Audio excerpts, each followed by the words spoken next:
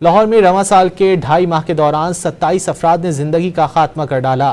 Edhi foundation report کے مطابق خودکشی کرنے والوں میں 8 خواتین بھی شامل ہیں۔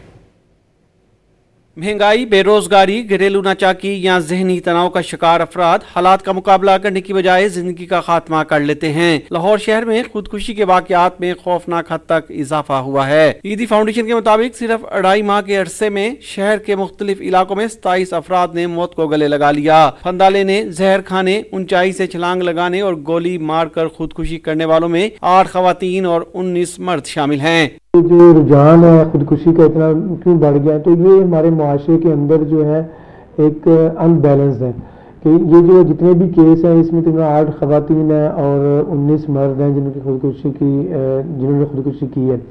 اس میں زیادہ تر یہ تو گھریلو ناچاکی ہے اور حالات کی وجہ سے ہے۔ ماہر نفسیات کے مطابق ڈپریشن کی وجہ سے ہونے والی خودکشی دراصل کمزور قوتی فیصلہ، نا امیدی اور منفی نتائج کے سبب ہوتی ہے۔ تو یہ ساری ذہنی بیماریاں ہو گئی جو کہ اس کا باعث بن سکتی ہیں، اور نشے کا استعمال یہ سارا ہو گیا۔